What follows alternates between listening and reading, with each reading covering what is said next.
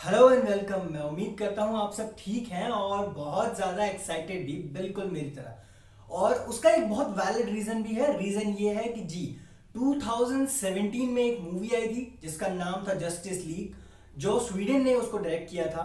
हालांकि इसके पीछे बहुत सारी कंट्रोवर्सीज हुई थी कि पहले जैक स्नाइडर उसको डायरेक्ट कर रहे थे, फिर कुछ चीज़ें हुई, क्रिएटिव डिफरेंसेस राइटर्स और जो स्टूडियो है उनके बीच हुआ। उसके बाद जो कुछ भी हुआ, फिर अनफॉर्चुनेटली जैक स्नाइडर की बेटी की डेथ हुई और उसके बाद उन्हें मूवी छोड़नी पड़ी। और उसके बाद जो कुछ भी फाइनल प्रोडक्ट हमारे सामने आया, जस्टिस लीग 2017, उससे लोग बहुत ज्यादा निराश थे। तो 3 साल चलने वाली एक आप कह सकते हैं वर्चुअल बैटल के बाद, बहुत सारे ह्यूज फैन सपोर्ट के बाद, फाइनली जो चीज की मांग की जा रही थी, दैट एक हैशटैग ट्रेंडिंग चल रहा था कि हैशटैग रिलीज स्नाइडर कट, वो फाइनली हो चुका हुआ है। आज के डेट में यानी कि 18 मार्च को 1:30 बजे से मूवी स्ट्रीमिंग पर ऑनलाइन है। अगर आप इंडिया में हैं तो आप इसे बुक माई शो पर देख सकते हैं। और मैंने ये मूवी बिल्कुल अभी देखी है, ज्यादा सेटअप करने का टाइम नहीं मिला, बट क्योंकि मैं चाहता था कि मैं जितना हो सके जल्दी ये वीडियो आप तक लेके आऊं, तो चलिए वीडियो शुरू करते हैं।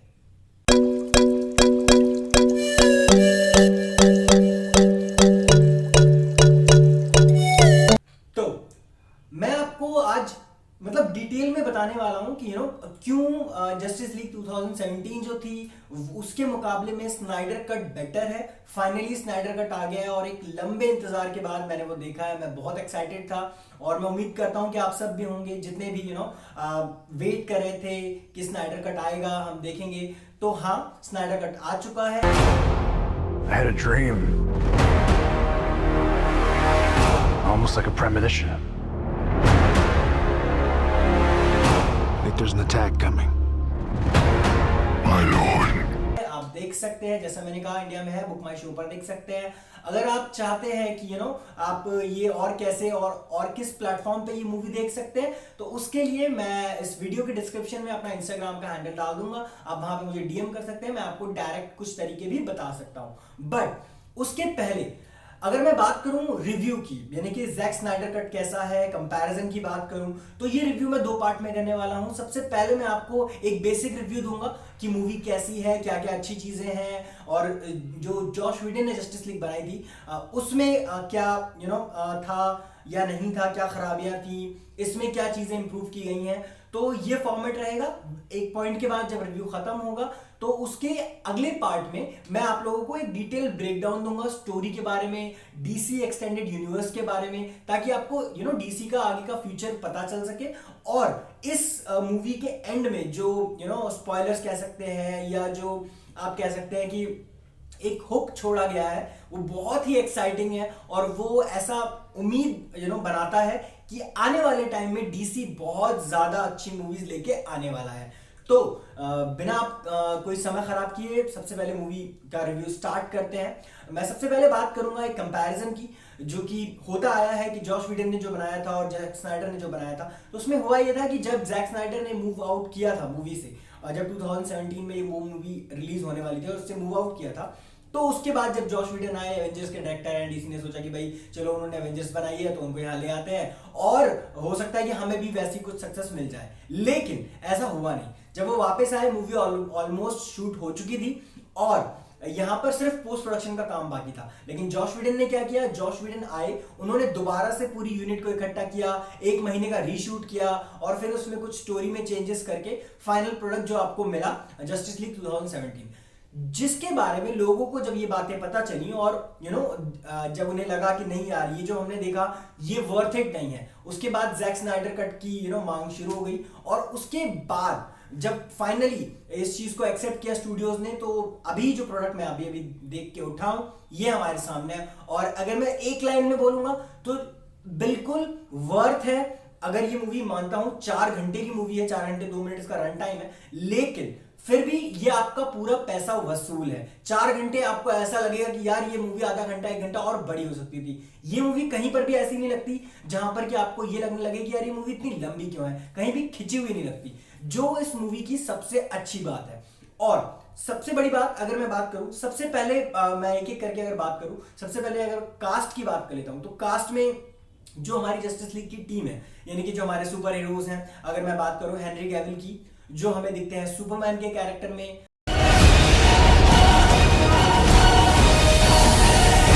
आप सब जानते हैं कि हेनरी कैविल जो है उनका जो कैरेक्टर है सुपरमैन का, वो dawn of justice Batman versus Superman में किस तरह सुपरमैन की डेथ होती है, तो वहां से मतलब अगर आप ये मूवी देखना स्टार्ट कर रहे हैं तो इससे पहले आप बैटमैन वर्सेस सुपरमैन जरूर देख लें, क्योंकि जहां से बैटमैन वर्सेस सुपरमैन एंड होती है वहीं पर ये स्टार्ट होती है। तो यस, हेनरी कैविल दोबारा से सुपरमैन प्ले करते हुए नजर आते हैं आपको। ट्विस्ट ये है कि ये कोई स्पॉइलर नहीं है, ट्विस्ट ये है कि इस बार वो ब्लैक सुपरमैन प्ले करते हैं, यानी कि उनका जो कॉस्ट्यूम है वो ब्लैक है। दूसरे नंबर पे अगर मैं बात करूं तो मैं बात करूंगा बेन एफ्लेक की, जिन्होंने बैटमैन का कैरेक्टर प्ले किया है।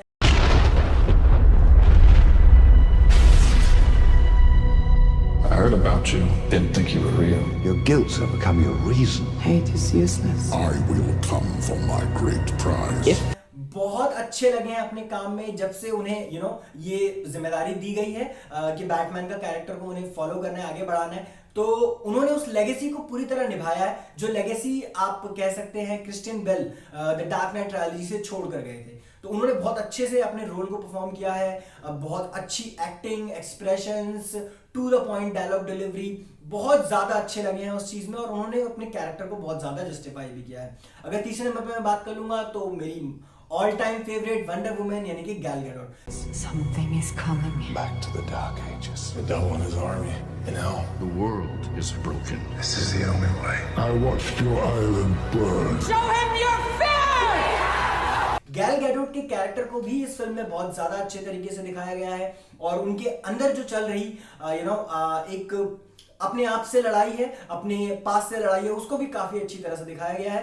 तो हाँ, गैल गैडोट का कैरेक्टर भी बहुत अच्छे से पोर्ट्रे किया है, वंडर वुमन का कैरेक्टर भी बहुत अच्छे से पोर्ट्रे किया गया है गैल गैडोट के द्वारा। वो एक तरह से वंडर वुमन के कैरेक्टर में ढल चुकी हैं, और मुझे ऐसा लगता है कि शायद अगर उन्हें नींद से उठाकर भी कहा जाए कि उन्हें वो वंडर वुमन है, तो वो वंडर वुमन की तरह एक्ट करना स्टार्ट कर सकती है। वो इतना ज्यादा कैरेक्टर के स्किन में आ चुकी हैं। इसके बाद अगर हम बात करें तो मैं बात करना चाहूंगा फ्लैश की।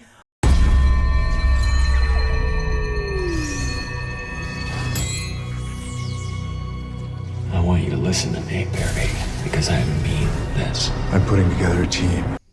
फ्लैश का कैरेक्टर प्ले करते हैं इज़रा मिलर। इज़रा मिलर ने भी बहुत अच्छा काम किया है। कहीं कहीं पर एक ह्यूमर ऐड करते हैं, अपने कैरेक्टर के साथ जस्टिस करते हैं, उनकी फाइट उनके साथ, अपने पापा को जेल से निकालने की एक जद्दोजहद में वो लगे हुए हैं। वो एक्सप्रेशन एक इनोसेंट टीनेजर दिखता है उनके अंदर। कई कई जगहों पर वो बहुत ज्यादा फनी भी लगे हैं, और स्टोरी में एक लाइट ह्यूमर देते हैं। तो वो भी अपने कैरेक्टर को बहुत अच्छे से प्ले कर पाए हैं और बहुत अच्छे से जस्टिफाई कर पाए हैं। स्टैंड अलोन मूवी भी उनकी ड्यू है। लास्ट में दो लोग रह जाते हैं जिनके बारे में मैं बात करना चाहूंगा। एक्वामैन का कैरेक्टर प्ले करने वाले Jason Momoa. You can't turn your back on the world forever. Above or below. Thousands of years since our people spoke. The firstborn, a beloved queen of land. I need warriors. You can't escape. The time has come. Jason Momoa ने बहुत अच्छा काम किया है, और अगर आपने Aquaman देखी है तो आप जानते हैं कि जेसन मोमोआ शायद एक्वामैन के कैरेक्टर के लिए एक परफेक्ट सूट है।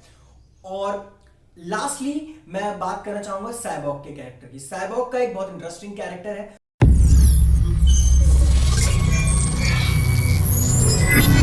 Victor. I can't wait to see what you can pick him In the up. world of ones and zeros, you are the absolute master. He's right. और cyborg का जो character है वो play करते हैं रे Fisher.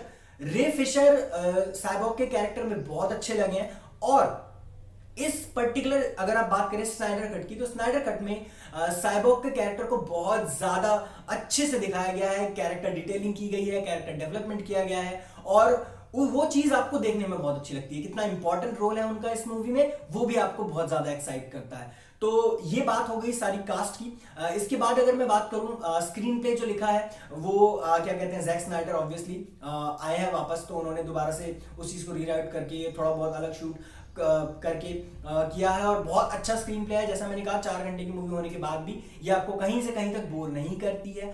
और अगर मैं बात कर लूं प्लॉट की, प्लॉट सिमिलर कह सकते हैं जैसा आपने जस्टिस लीग 2017 में देखा था, लेकिन सिमिलर इन द सेंस की स्टोरी आइडिया सेम है कि भाई सुपरमैन मर चुका है और धरती पर जो है वो स्टेपनवुल्फ का अटैक होने वाला है, स्टेपनवुल्फ एक एक करके 3 मदर बॉक्सेस को इकट्ठा करेगा और वो जो यूनिटी फॉर्म होगी उससे जो डार्क साइड है वो वापस आएगा धरती पे, धरती को तबाह कर देगा। ये कुछ चीजें हैं जो प्लॉट में थी वहां भी और यहाँ भी, लेकिन जो एग्जीक्यूशन है और यहाँ अगर मैं थोड़ा आगे बढ़ के बात करूं, जो स्टोरी राइटिंग स्क्रीन प्ले की है वो इतनी जबरदस्त है, डेप्थ दिखाती है कैरेक्टर्स की, स्टोरी की डेप्थ दिखाती है, आपको कुछ भी फोर्स नहीं लगता। अगर मैं बात करूं तो स्टोरी वाइज अगर ये चीज है तो ये इसलिए मुझे अच्छी लगी, रीजन बीइंग की फॉर एग्जाम्पल एक कंपैरिजन ले लेते हैं। अगर आप एमसीयू की मूवीज की, मार्वल सिनेमैटिक यूनिवर्स की बात करते हैं तो वहां पर आपको 2008 में जब आयरन मैन आई थी और उसके बाद जब फाइनली एंड गेम आपने देखी तो वहां तक वो कनेक्शन था, तो आपको स्टोरी डेवलपमेंट मिलता रहा। लेकिन जस्टिस लीग के केस में स्टोरी डेवलपमेंट नहीं मिला। स्टोरी डेवलपमेंट से मेरा मतलब है कि यार जो थ्रेट आ रहा है, धरती पे थ्रेट है, मतलब दुनिया खत्म होने वाली है, वो थ्रेट 2007 की जस्टिस लीग में पूरी तरह से इग्नोर किया गया था या डेवलप नहीं किया गया था, ह्यूमन रेस को उससे काफी अलग रखा गया था। यहां पर ऐसा नहीं है, यहां पे इन्होंने इस चीज को बहुत अच्छे से ऑर्गेनाइज किया है, लोगों में वो डर दिखता है, वो डर पैदा किया गया है। स्क्रीन टाइम जैसे जैसे वो चीजें आगे बढ़ती हैं, डिटेलिंग होती है, एक वो फाइट सीक्वेंस दिखाया जाता है जहां पर फर्स्ट टाइम जब डार्क रेस आई थी और उन्होंने ये मतलब अमेजॉन्स के साथ अटलांटिस, ग्रीन लैंटर्न्स, क्रिप्टोनियंस और ह्यूमन रेस के साथ में एक युद्ध किया था, वो पूरे युद्ध को बहुत अच्छी तरीके से दिखाया गया है। तो वो चीज मुझे बहुत पसंद आई और वो डिटेलिंग जरूरी थी क्योंकि एक थ्रेट डेवलप करना होता है, एक फियर लाना होता है। जब आप स्क्रीन पे देख रहे हैं तो आपको लगना चाहिए कि हाँ ये बड़ा थ्रेट है, ताकि जब आपके सुपर हीरो उस चीज को ओवरकम करें तो आपको लगे कि हाँ बहुत कुछ अच्छी चीज हो गई है। तो ये चीज का ध्यान इसमें रखा गया है, शायद इसीलिए स्क्रीन टाइम थोड़ा ज्यादा है। बट अगर मैं स्टोरी की बात करूं, परफेक्टली एग्जीक्यूटेड स्टोरी बोलूंगा। वेल रिटन तो ये पहले से थी, पर परफेक्टली एग्जीक्यूटेड स्टोरी जरूर बोलूंगा मैं इसको। फाइनली अगर मैं बात करूं डायरेक्शन की, तो Zack Snyder is Zack Snyder. He is someone जो एक माइलस्टोन सेट करते हैं अपने इस प्रोजेक्ट के साथ में, और शायद ये प्रोजेक्ट जो है वो डीसीयू को एक नया रीबर्थ दे सकता है, एक नया अराइज दे सकता है, जिसकी वजह से जो डीसी का यूनिवर्स है वो आगे जाकर के बहुत अच्छी पॉसिबिलिटीज के साथ में एंड होता है। अब ये सारी चीजें तो हो गई फिल्म रिव्यू के बारे में। मेरा ये मानना है कि हाँ ठीक है, वो वाली इतनी बुरी नहीं थी। अगर आपने स्टैंड अलोन मूवी की तरह आप कंसिडर करें, एक बार देखें, ठीक है, आपको मजा आया देखने में। बट अगर आप डीसीयू के फैन हैं और क्या कहते हैं उस चीज से रिलेट करते हैं अपने आप को, हालांकि डीसी की मूवी थोड़ी डार्क होती है, शायद इसलिए भी जस्टिस लीग 2017 जो है वो थोड़ी सी लाइट और लो मतलब रखने की कोशिश की गई थी डार्कनेस के रिगार्ड्स में, और थोड़ा ह्यूमर ज्यादा ऐड किया गया था। लेकिन यार देखो, हर एक बंदे की ना एक अलग पहचान होती है। मार्वल की अलग पहचान है, मार्वल लाता है लाइट ह्यूमर, मार्वल लाता है फुल ब्राइटनेस, पॉजिटिविटी, एवरीथिंग। वो उसके कैरेक्टर्स उस तरह के उन्होंने डेवलप किया है, साल लगाया उन्होंने इस चीज को डेवलप करने में। डीसी का अलग से एक वो है मतलब फोर्टे है कि वो थोड़ी डार्क मूवीज बनाते हैं, चाहे वो कलर स्कीम की बात कर लीजिए, चाहे बैकग्राउंड की बात कर लीजिए, ये सारी चीजें उनकी अलग है। तो उन्हें अपने पर काम करना चाहिए और सोचना चाहिए कि उसे कैसे बेहतर बनाए, ना कि किसी और को कॉपी करने के लिए, जो कि स्नाइडर यहाँ पर बहुत अच्छे से करते हुए दिखाई दिए हैं। तो मेरे हिसाब से तो ये मूवी मुझे बहुत अच्छी लगी है। अगर आपने ये मूवी, जैसा कि मैंने कहा, आज ही गई है, जितना हो सके जल्दी, अगर आप डीसी के फैन हैं और तो आप प्लीज जाइए और उस मूवी को देखिए। अगर आप जानना चाहते हैं अगेन कि मूवी आप फ्री में भी अगर कहीं स्ट्रीम कर सकते हैं तो उसके लिए आप मेरे को इंस्टाग्राम पे डीएम कर सकते हैं, मैं वहां पे आपको रिप्लाई कर दूंगा। और यहां तक बात हो गई रिव्यू की, बहुत मजेदार मूवी है, फुल पैसा वसूल, that was my last thought.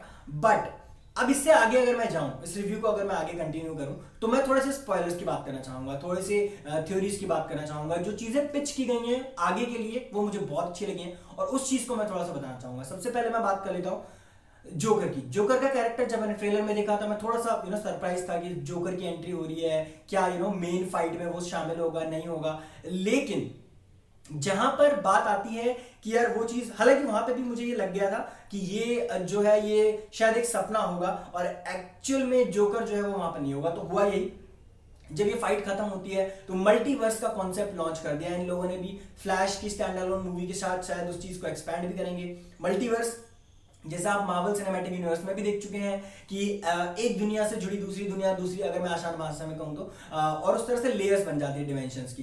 तो वैसा कुछ उन्होंने आगे पिच कर दिया है, यानी कि आपको अलग अर्थ, एक अर्थ के अलावा भी साइमल्टेनियस अलग डायमेंशन में, अलग रियलिटी में एक और अर्थ देखने को मिल सकती है।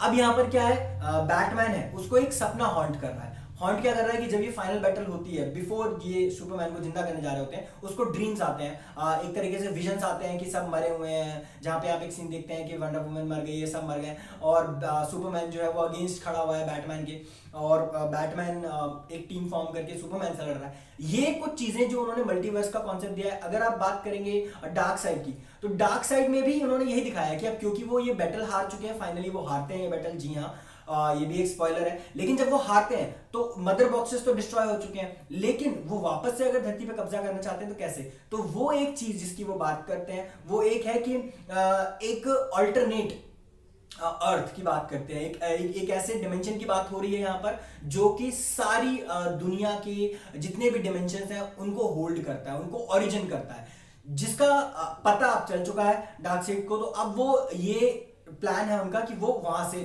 हमला करेंगे, डायरेक्टली अर्थ पे हमला करेंगे और फिर उस ऑल्टरनेट यूनिवर्स को ढूंढ निकालेंगे, अर्थ का ही वो है पैरेलल यूनिवर्स, और उसके थ्रू वापस से दुनिया पे कब्जा करने के अपने इस मंसूबे पे आगे काम करेंगे। ये आगे का बेसिक आगे की स्टोरी होने वाली है।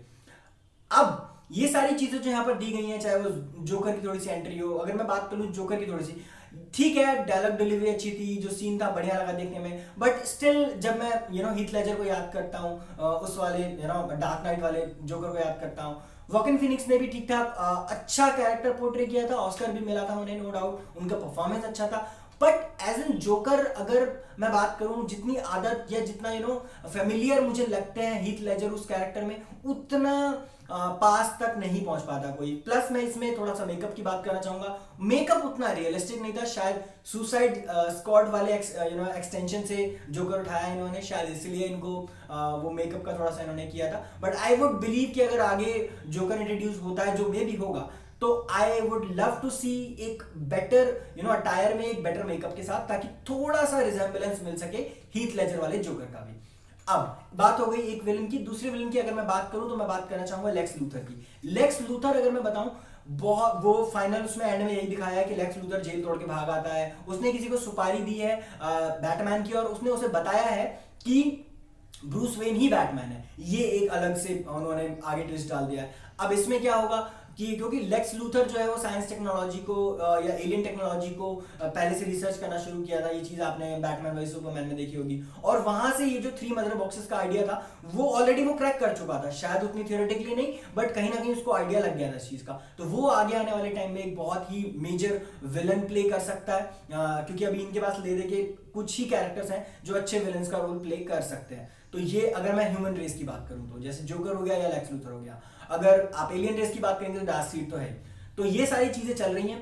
अब फाइनल वर्डिंग अगर मैं देना चाहूं तो थ्योरीज यही निकल के आएंगी कि फ्लैश की स्टैंड अलोन मूवी आएगी, मल्टीवर्स का कॉन्सेप्ट लॉन्च होगा, मल्टीवर्स के कॉन्सेप्ट के बाद में आप कुछ और मूवीज देखेंगे स्टेप बाय स्टेप, जहां पर हो सकता है कि आपको मैन ऑफ स्टील का एक सेकेंड पार्ट भी देखने को मिल जाए, और उसके बाद आपको देखने को मिलेगा कि जिस तरह से वो मल्टीवर्स यहाँ पर आता है, उसके बाद अगर कुछ नए कैरेक्टर्स की एंट्री होनी है तो वो होगी, और दोबारा से आपको जस्टिस लीग का अगला पार्ट देखने को मिलेगा। तो ये सारी थ्योरीज थी, ये सारा मेरा एक्सप्लेनेशन था, ये मेरे अजम्पशंस थे। फैन थ्योरीज का जो डिस्क्रिप्शन मैंने आपको दिया, ये मेरी राय थी, और ज्यादातर फैन थ्योरीज भी यही कहती हैं। आपको ये फिल्म कैसी लगी आप प्लीज मुझे कमेंट करके जरूर बताइएगा।